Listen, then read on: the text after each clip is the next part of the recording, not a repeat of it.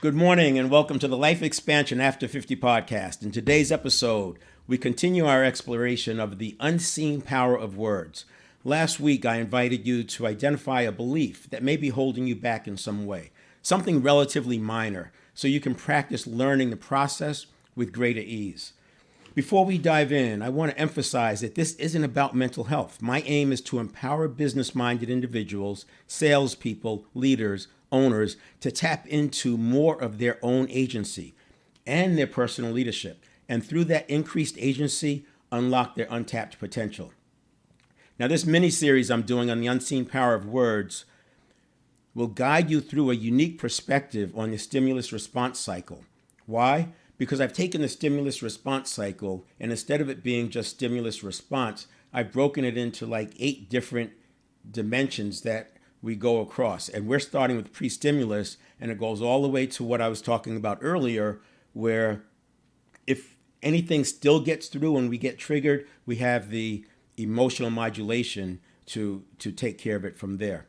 Today, we'll focus on what I call the pre-stimulus stage. And there's a few things in the pre-stimulus stage: priming, beliefs, stories. And today, although it's out of scope, I'll talk about our condition, which is related to conditioning. The mini-series will guide you through the unique perspective on stimulus response cycle.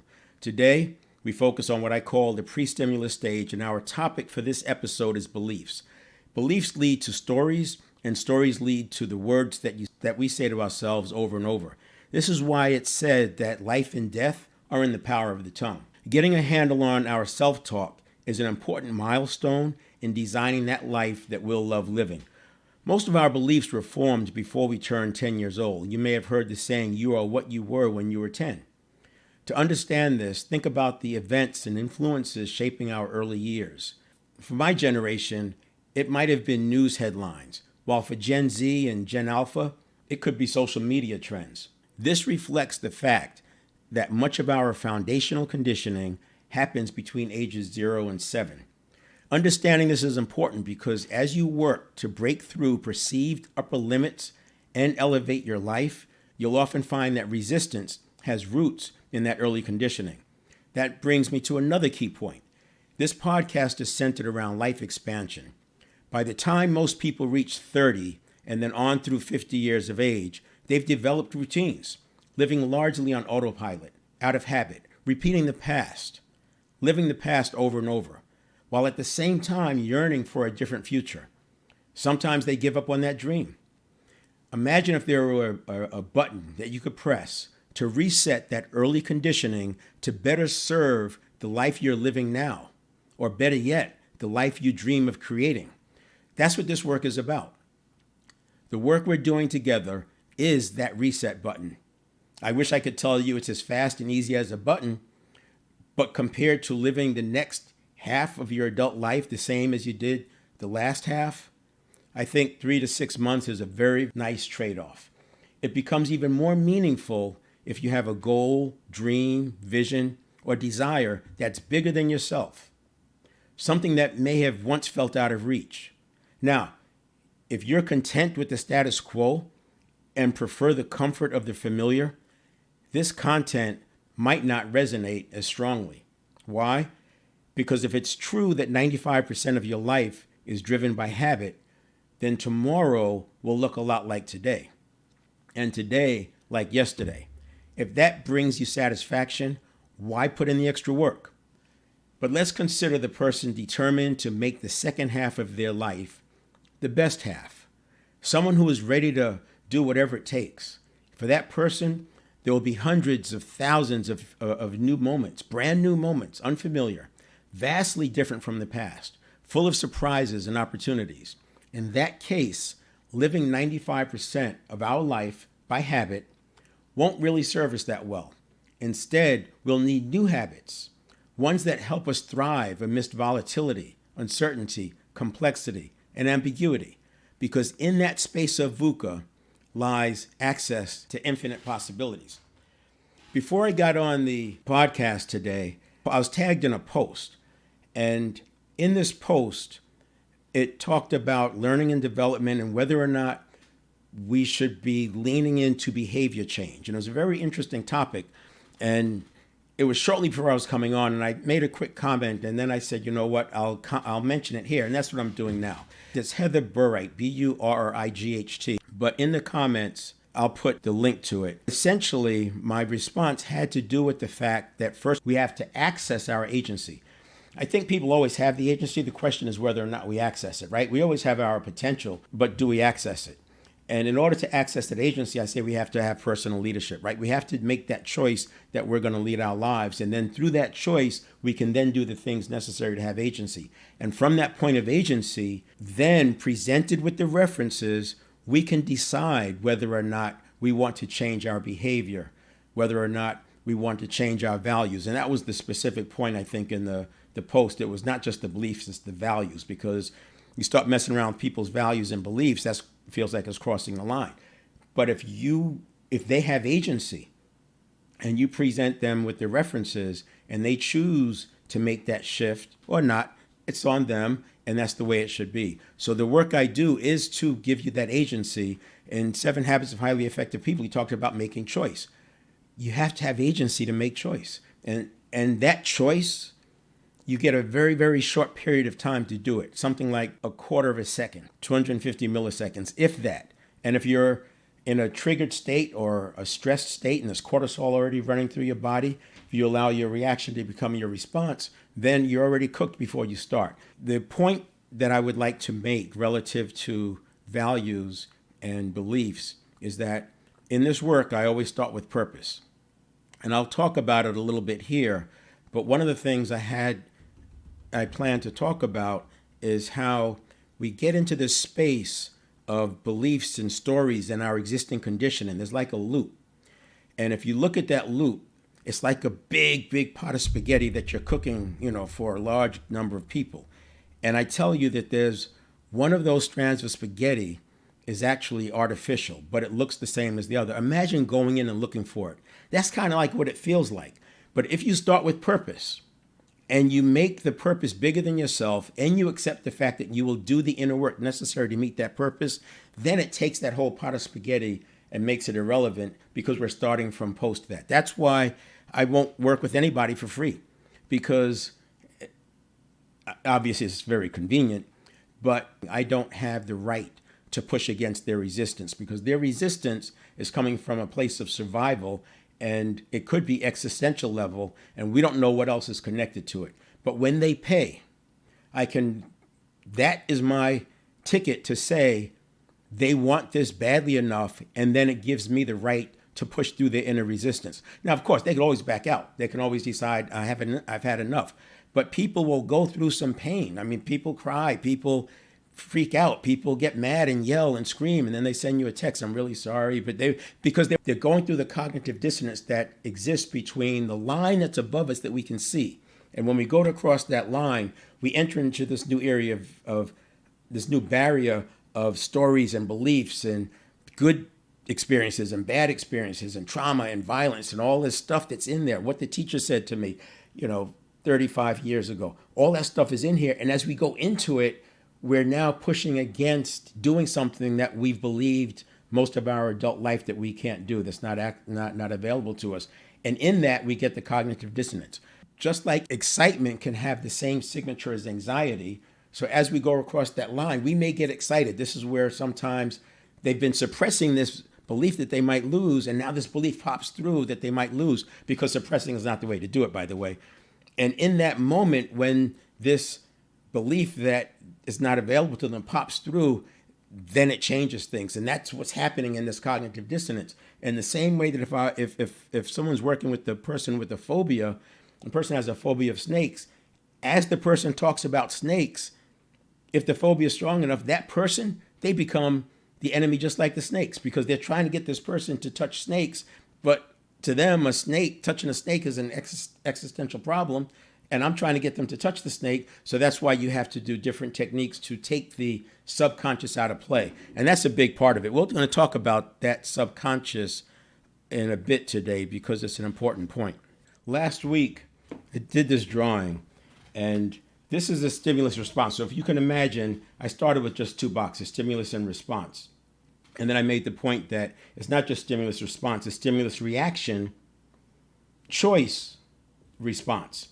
And then I made the connection that if we allow our response to equal our reaction, which I think happens largely as somebody who's over 50, I can tell you, I think that we're living 95% by habit. We're repeating things, right? And then because the habit, it fires over and over. And if you know anything about myelin and neurons, you know that with deep practice or intensity or duration or enough repetition, you get myelin wrapped around the neurons, and the neurons fire faster with more strength, precision, and accuracy. And then what happens is that they can bundle into what's called meta programs. So if you have a set of things that fire over and over, and this is why you connect. In James Clear, Atomic Habits, he talks about connecting the things you want to do with things that you're already doing, because there's a sort of a meta program kind of a view, but you're attaching it to something else that's very strong, very persistent, and it's going to be around for a while because it's become a meta program. So when you look at this stimulus reaction, this can become like a meta program for that particular stimulus, and stimulus cue, I'm using those interchangeably. And then you have choice, and then you have response. So if you make all this one thing, which can happen, in other words, my reaction, if I'm stressed, can be, like I said, a little over a tenth of a second, 150 milliseconds. If I'm stressed, that's what happens. If I let that equal my response, because my conscious mind hasn't even come online yet to bring in that logic and that experience and that wisdom, and now I'm deciding, I'm speaking, I'm potentially withdrawing, fight, flight, freeze, or faint. I'm maybe choosing to delay it. Maybe I'm just throwing up my hands and skipping it all together. The challenge with this is not the end of the world if you recognize that your habits are not yourself. Now, you've heard this before. You are not your behaviors. But your behaviors are your personality. So it's like, yeah, but, I don't really get that. If my behaviors are my personality, and my personality is who I am, then how can you say I'm not my behaviors? I can say it like this. Your behaviors are from your habits. That's the 95%. If I'm talking to a person and they say they want to stop smoking cigarettes, but then on the other hand, they keep smoking cigarettes, I cannot look at both of those entities as the same level. The one that says, I want to stop, and I can connect it to they've connected it to their purpose. They're paying to have the work done, whatever. I don't do that kind of work. But if they're paying to have that work done, then I can knowingly say that the person saying, I want to stop, is them. That's who they really are. The entity that's making them smoke is a set of habit patterns. And that entity is a physiological thing. It's a thing. It's not a being. The being is who's saying, I don't want to smoke. The thing is this network of neurons, the synapses, the neurotransmitters, dopamine and serotonin, this chemical cocktail that's working to get them to smoke cigarettes. So once we can separate it, now we can have a conversation. So what that has to do with this is, if you believe that your subconscious stimulus reaction, if you believe that that's your being, that's who you are, then you will double down on these things that it caused you to say or decide or do. You can experience this. You might remember this, where you're faced with something, you blurt out an answer, and then people ask you to justify the answer, and you do. You justify it, and then you fight over it. You double down on it, and then you write pieces about it because you are so committed. Cognitive bias kicked in, right? Consistency and commitment bias and confirmation bias. It's already told you, and now you think it's you, so you're thinking, my subconscious has kept me alive. It must know what it's talking about. This is what it made me say. Now I have to figure out what that means. And, they say, well, yeah, everything happens for a reason. So you back into what it means. But if I could get that person to pause and say, wait a minute, that's not me. I didn't mean to say that. And you can do that. You can literally say to yourself, cancel. I cancel that. And then restate what you really mean. And this will save you so much trouble in life, because who wants to spend their life defending something that came out of conditioning that happened 40 years ago? So that's why I say you are not your behaviors.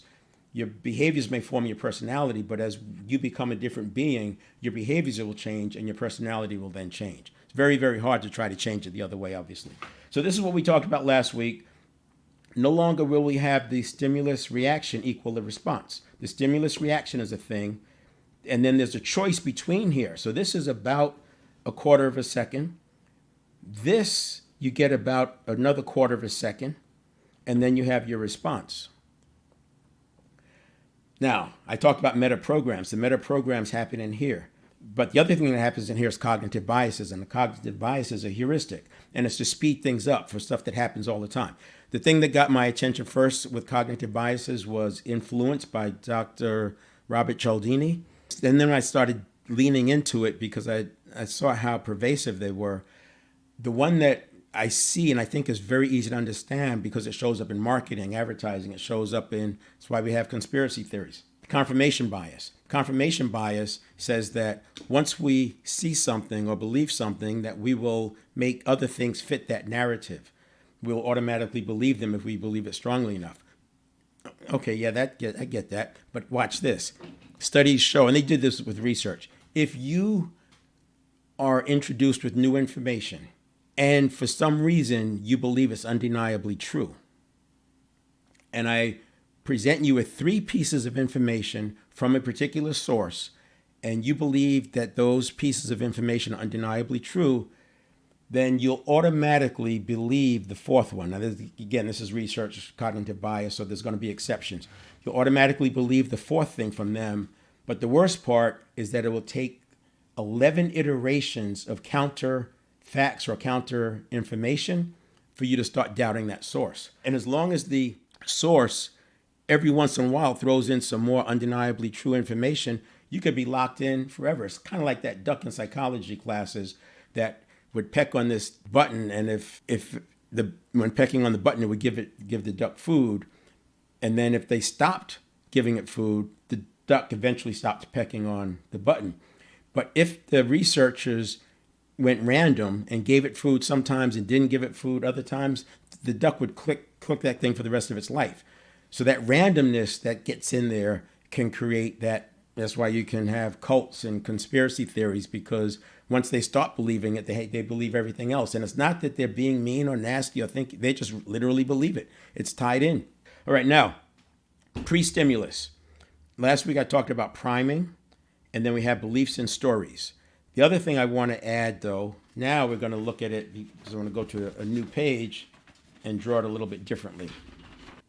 Over here we have our stimulus response bubble or cycle, right? We have the S, the R, and then the response. We have the cognitive biases in there, and we have the meta programs in there. And so this is a thing. And what's interesting is this thing is on the short end, 750 milliseconds, and on the long end, let's call it 3 seconds. So 3,000 milliseconds on the long end. And that's arbitrary. I mean, I'm not a scientist, and we could talk about that. But the reason I put 3 seconds in there is because that gives enough time to assess. But then there's another part out here that's, I would call it 3 minutes, that I would still put as part of this. This whole thing is what I call the stimulus response cycle. This is my version of it. This is access to those powerful present moments that can change your life. There's about 65,000 seconds in your waking day. If you consider that there's sometimes more than one moment in a second, you can see that in a day, accessing the powerful present moment is the gateway to you changing your life. And the powerful present moment is not just that moment, it's the pre-stimulus, during the stimulus response, and then the post-stimulus response. And that post-stimulus response, I use it as 3 minutes, because after 3 minutes, it requires different work. Inside the 3 minutes, I can build this whole thing into a habit. This whole thing can be habitual. So when I talk about the automaticity of the subconscious, I'm talking about creating a stimulus response cycle that serves you, and that stimulus response cycle will be a few minutes. In the beginning, it could be a lot more. The conditioning is way out here, right? That's where it really starts. We start with the condition. And this condition is where we are. Now, a person could be energized, they could be defeated, they could be stressed out, right? They could be on edge. There's all sorts of different adjectives for their condition. They could be rigid, they could be chaotic, but this has a lot to do with what happens over here, because if you're out of sorts over here, it's going to be harder to manage this. So we've got to come upstream and manage these things effectively. And then we have, this is where I started picking up last week, we have priming. We also have beliefs, and we have stories. Now, what's interesting is that this becomes a cycle. We also have the condition again. And by the way, priming can be internal and it can be external. I'm going to talk about this for a moment because it ties right back to that post that I mentioned. This loop that happens, if a person is too deep into this condition that doesn't serve them, and you're talking about leadership development and it comes around to behavior change, I expect this person to resist because they're not ready for it. If they don't want the thing that is going to get them, then why would they make the change? And if you're pushing the change on them, then you're doing exactly that, pushing the change on them. I'm going to talk about this for a minute because it's an important point. I want to talk about this condition thing. So we have our belief, and that belief has created a condition, and that condition has created, you could say, a result, an experience, but it creates something. Let's just call it a result for now. And that result reinforces the belief. Because of cognitive biases and all that, they talk about, am I already listening? This, sometimes you get into this loop and you just can't break it because you just keep going back, and people, why do I always do that? Well, you always do it because you always do it. Well, why can't I stop doing it? Well, you can't stop doing it because you're always, it's like the loop. What I want to do first is let's go to another example where you have the belief, and then you have, instead of the condition, you have the action. This is why they say action trumps everything. If you want to make a change, you start with action. You have to get up and do some things. I can make a very good case why getting up and taking a walk can actually interrupt your pattern. It has to do with the way the subconscious scans for threats when you go through a doorway or when you go into a new environment. Also shifting your attention. Sometimes you've been in situations where you're kind of stressing out and then something bigger, badder, crazier shows up, and you focus on that and you can't even get back to the thing you were thinking about because this has your attention. So we can actually do that with habit. We can do that with habit. It's what happened with the positivity exercise as I talked about it this morning. And then we have action, which leads to a result, and that result reinforces the belief. So this, you would say, is a good loop. But I would say there's even a better loop. And that better loop would be, we have the belief, we have potential. The belief changes our potential. It changes what we think is possible.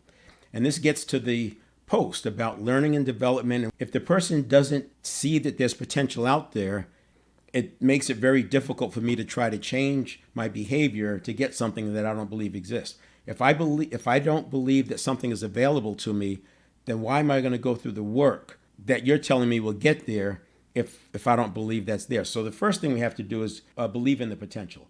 When you believe in the potential, then you can take a different kind of action, and that action will get a different result. And the other thing that came to mind with that post is that it's very easy to slip into being a victim without realizing it because we sugarcoat it, we dress it up with nice words, but a victim mentality is a victim mentality, and it just depends on how far upstream you want to go.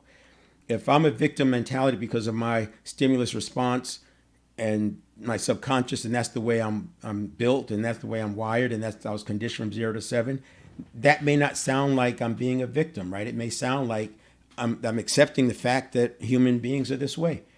But now I'm giving you information about pre-stimulus, and if you research it, do your own testing and experimenting, and you come up with the same conclusions, and then you choose to ignore it, now you can see that you have no more right to complain because now you would be being a victim. So I think that that's a big part of it. So that's why I say start with purpose. There's a scene in the movie Black Hawk Down. They're getting ready to go back out, and one guy says, I'm ready to go back out with you. And the experienced person looks at him. Now, I don't know what was in that person's head that inspired that scene, but I will tell you, he probably saw, based on the facial expressions, he probably saw that this person didn't really believe that they would prevail, that he was going because it was his duty, but not the kind of duty that rises up, the kind of duty that makes you do something because you're obligated. He was obligated to go back out. So he said, I'm ready to go back out. Now they only have 5 or 6 soldiers going back out there this time. And there's 1,000 enemy on the roofs. They have the advantage, but yet they were going into this and he's willing to not take this extra body. Very, very important point, because he saw that the person didn't have enough why to do it. Now, what's the big why the other ones had? They've accepted that this is who they are, that they will make it happen. And that replaces, I guess, the why, or you could argue that is a why. But I put that in there because I think too often we skip that whole part of it and we let people be victims and then try to give them solutions that require agency.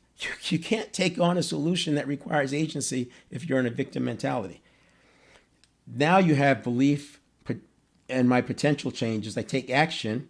And now I get a different result because I took a different action, because I have the potential. I believe those things are available to me. And now my belief changes. See, and then the belief can change and get bigger and bigger. So there's different ways that you could describe that. The other thing I want to talk about is I talked about condition. If you're in coaching, you probably said it yourself that you can't design a great solution from a place of lack or a place of fear. I'm going to lean into that a little bit deeper. So if we take this idea of coherence, and for this example, you can make coherence be whatever you want it to be. But just think about heart-mind coherence. The part that's coherent is moving along well, and then you have the incoherence. And the incoherence creates rigidity and chaos, sometimes at the same time. I hate everything that's going on. I can't do anything about it. I'm not going to move. I hate where I am, but I'm not going to move. Sometimes it's at the same time. And then I have this view that says, if you focus too much on the rigidity and the chaos, what we focus on expands. And if it expands, that leaves less room for coherence. And so now you have very little coherence and you have a lot of incoherence. And this is what I'm using this as an example to say condition. So it's not technically, you're not going to see this in a medical book or anything. It's not technically accurate. But when I'm in the context of this stimulus response cycle, I would say that's the condition I'm talking about. And that's why we have this loop. That's why I went to those examples, because your belief creates your stories and your stories reinforce your belief. And then priming could reinforce all of that or take you even deeper. And you have external priming and internal priming, and then that creates the condition. And in order to break out of the condition, you have to take some action. My best client is the person who's tried everything. They've tried everything, they've just given up. Because I'll use those words with them when things get stuck, because the inner work is hard. It's not hard, physically hard or difficult. It's just scary because it's the unknown, and the subconscious looks at the unknown as a Serengeti tiger. So it's like every day you're like having to face this tiger, and you get tired. You get tired of facing this tiger, even though every day when you reach out to touch the tiger, it dissolves. Soon you stop reaching out to touch it because you just are aware of it, and you become aware and it dissolves. And then eventually you get to the point where you just ignore it, and then you just notice it's just a data point. The Serengeti tigers are just data points. So that's what happens in this loop. And this is not a shameless plug. It is a shameless plug, but it's not meant to be that. That's why when the client pays for the coaching, they're already probably halfway there. Now they need the tools and the resources. But that is the action that shifts this whole thing towards the condition being better. The thing I should say about the internal and external priming is that if you accept quantum physics view of the world as opposed to Newtonian physics, everything is atoms. And the same way we are, that's sort of how our cells are. So if you work in an organization, the internal environment of the organization is your external environment. And we respond to our external environment. Put you into a Cold climate, you acclimate, right? Put you into high altitude, you acclimate. We respond to our external environment. It makes sense when people talk about it, the physical. They don't realize it happens at the minute level in energy as well. Take it a step further. Our internal environment, which could be toxic because of the stress, because of the kind of foods we eat, lack of sleep, whatever, our internal environment is the external environment of our cells. The cells are supposed to be going after nutrients. That's what's keeping us alive, right? And thriving. So let's say the external environment becomes so toxic. What happens to the people in that organization? Right? Their performance goes down. They start to check out. They don't have the resistance. They get sick, all these things. What happens if your internal environment is toxic? The cells shut down. So they've shown that cells have two configurations. One configuration when they're going after nutrients, think about eating and growing, and another configuration when they're in protective mode. So when there's threats around them, the cell goes into protective mode. Why? So it can live to eat another day. What's interesting is it can't go after nutrients when it's in protective mode. So now that's why you can see that shutting down creates more and more and more problems. So if you're in a toxic environment and your body, that's your external environment, you respond and become a different kind of a person, and that creates toxicity inside. Now your cells are shutting down and you're not getting the nutrients you need, and that creates more stress. And now your brain is starting to leach from other organs to make sure it gets what it needs. And you can see why people say that you can create your own illnesses. And that's a way of looking at it. And again, you could research this, Google it, come up with your own version. But what I'm telling you is backed up by research, by peer-reviewed research. And that's what I look for. I look at peer-reviewed research, used research to make your decision with the references. That's why I started with this conversation, that if I'm going to change somebody's behaviors, it's not about me changing their values and behaviors. That's not what I want to do. I want to present them with the references and enable them to have leadership and agency, and then they decide based on the references what they want their beliefs, values, and attitudes to be. And that's what designing your life comes down to. So I talked about last week that we should come up with a belief that's kind of minor, and one that's been holding you back, the ones that's been getting in your way, and we're going to do something with it. Because we started talking about the power of words, but look where belief is. Belief is way over here on the continuum or on the path, and it's impacting condition, and it's your conditioning. So if we come way back to the beginning and we're talking about belief way over here, you can see why I'm starting with belief. So this exercise is to help you look at belief in the context of references. So for example, I can tell you that I can change my heart rate.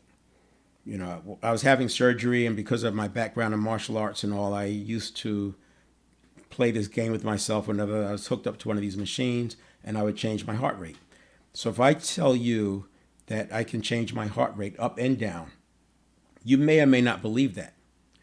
But then if I can show you references of why it's possible, or better yet, if I ask you, what references do you have that tell you it's not true? And you don't have any references. See, by talking about the references, we can then change a belief. And this is why once you do this work, awareness alone can be enough to make the shift, because you're now doing it with agency. I'm going to come back to the heart rate because it's an important point. Imagine that you have this belief, and I want you to frame it up. I want you to put it into a statement that it's something that when I do this, this happens, or when I want to do this, or I take steps to do that, something happens, or I'm prevented from doing it, or there's something external that happens. Whatever that belief is, I just want you to have that kind of a statement. And you don't know where it's coming from. You've asked yourself multiple times, why do I do this? I don't know why I do this. Why does this always happen to me? That kind of a belief, but nothing major, nothing existential, just something minor. So now you have that sentence in your mind, or make a note of it. I want you to imagine that you're walking into a movie theater. And as you walk into the movie theater, you notice that the screen is on your right. There's a projection booth up there on the left, but nobody's in the theater. So you don't know what this is about. So you go and sit in the center of the movie theater, right in the center, and you're looking at the screen, and the screen is blank.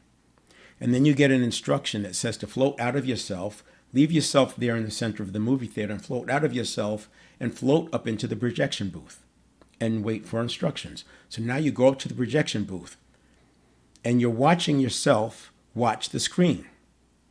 Watching yourself watch the screen. And then you get the instruction to turn on the projector. And the projector says this is going to be your life, and you are going to start running through your life. And notice the first time that you remember experiencing that belief first came to your awareness. So you're going to run through the movie, through your life as a movie, and you're looking for the first time that belief showed up. Maybe it's the first time you formed it. Maybe it's when it was given to you. Maybe it's the first time you became aware of it. And note that point. And then go on with your life and note the next point that belief came up. The next time that belief comes up, note it. Notice what's around it. Now stop the film from the projection booth. Remember, you're watching yourself watch yourself. And you should have 2 data points where that belief showed up. Turn off the projector and come back down to yourself. Now you can leave all that there because you can come back to this theater anytime you want to look at things from your past life. And I want you to answer the questions for yourself. What was around you at that time? Who was there? What was the source of that belief? Who were the collaborators? Who were the corroborators? What were the other things that were around you telling you that this belief was true? So for example, for me believing I could change my heart rate, my references, the things that were around me, were other martial artists who were telling me. It was actually seeing people with instruments measuring their heart rate while people were meditating, and I could see them slow their heart rate down into the 40s and then speed it up into the 80s. So I had a belief that did it, and so I was able to act on that belief, and it gets back to I had the belief that the potential was there, and then you could do the actions, and then you get the result, and then you can keep doing that loop. So I want you to notice what was around you. Now that source, the information, the corroborators and collaborators, those become references. Now I want you to look at the references. Were the references definite experts for that information, or was it just somebody telling you? Where was it on that continuum? Was it just some random thought? Was it maybe a grandparent who said, this is the way life is? Or maybe it's just something you read. Maybe it was in a comic book. Whatever those sources were, I want you to identify them. And then ask yourself, knowing what you know now, are those references strong enough for you to have this belief? And before you answer that question, now what we have is, we have a belief that something is not available to us, and it's why we trip over things or we feel like it's self-sabotage, but it's not. And that belief, we've now stacked other things on it. So on top of this belief, we've stacked some things, because that's what you do with beliefs. You stack other things on it. So now we have these references, or the legs, and it's hard to change a belief because we've got these things stacked on it. But what's interesting is if the references are weak enough, it's like court, and the attorney is looking to discredit the witness. If I can discredit the references to the point where you don't think that they are references anymore or valid, then the references have to fall, the belief has to fall. But before the belief falls, what you can do is give yourself another set of beliefs so you can now offload those blocks or whatever you've built and stacked up. You can offload them. Now, I'm showing it here as a thing that's taking a minute or two, but when you've done the work, just the awareness that you have to change a belief, this happens in an instant. It's one of those moments that it changes everything in an instant, and now you have a new set of beliefs or a new belief that's on new references. That is the exercise that you can use to go back and look at your existing beliefs. And I would start with the mild things where you've said to yourself, I don't know why I always do that. Why do I like chocolate candy so much? Why do I eat chocolate candy when I'm stressed out? And we can now, I wouldn't overdo it, but just take it, go slow with it. Don't look for a panacea. Don't expect it to be and it's just giving you a data point, because what we're doing is we are actually going to introduce some things to you. So there's 2 or 3 beliefs that I'm going to ask you to consider, at least as we go through these series. The reason I talked about the heart rate, and I wanted to use that as an example, is because Epigenetics is literally the influence we have over our gene expression. So there's roughly 20,000 genes. That number's gone up and down from 19,000 to 23,000, depending on what research. But the combinations of all those different genes is how placebos work. It's how nocebos work. It's why in ancient times somebody could cast a spell on somebody, at least this is what I think, and the spell works. And then because they had so much belief that spell was it, that the inner system changed, that gene expression can actually heal. This is why the mystics talk about healing. You're literally changing the genes. And if placebo can get the results of a prescription pill that you believe, why wouldn't that placebo be able to cure some ailment that you have? So I've used this to experiment with myself, chronic injuries, snowboarding injuries, whatever, motorcycle injuries that just were persistent and causing pain. And I was able to get rid of it using, and this work isn't about epigenetics. That's not what it's about. But it's about the fact that gene expression can actually do these things. So that's one. So epigenetics, and the reason I'm not going to talk about epigenetics, but to suspend disbelief until we get through it. Because a person may believe that they have a curse on them, or their family's cursed, or because they were born into this system, or they were born at this time, or in this part of the world, that things aren't available to them. Suspend your disbelief that it's not genes, it's because genes change with the internal environment, and that's what epigenetics is about. So if you suspend belief there, it will allow you to put this fact or this thought that you have some curse or some external thing. It allows you to put that aside. And that's why I talked about changing the heart rate, because there's a very simple version. And the point is you can actually change that internal condition. The next belief that I'll ask you, or next disbelief that I'll ask you to suspend, is that the subconscious is not a mind. This to me is the huge milestone in getting the breakthrough.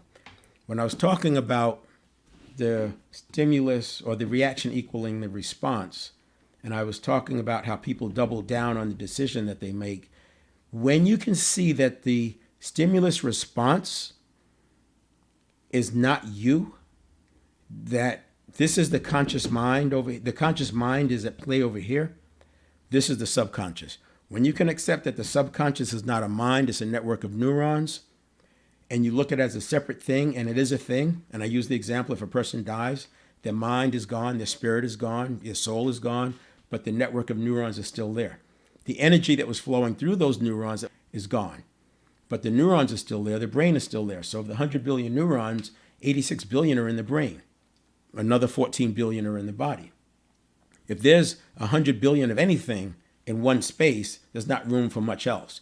So I literally will start most of my assessments with what's going on with the neurons, because it's that clear cut once you see it. So I want you to suspend disbelief, because if you want to see the subconscious as a mind, then a lot of the other things I talk about won't be plausible, because you're looking at the subconscious as a mind. I don't give it that much credit. You'll hear, if you watch all my content, I never call it a mind. It's the subconscious. So the subconscious is, by definition, sub is below. Conscious mind is here, and then we have the higher self. What we did today, that was all about you getting access to your beliefs. But remember, this is about agency. It's not about you adopting a belief that somebody wants you to have. It's about getting the agency so you can make those decisions. And I would say start with purpose. Start with purpose, and then take action to make sure that purpose is meaningful enough to you. Make it bigger than yourself. Coaches speed things up. Coaches give you insights. Coaches can give you the perspectives that you may not be seeing. So I'm going to leave it there.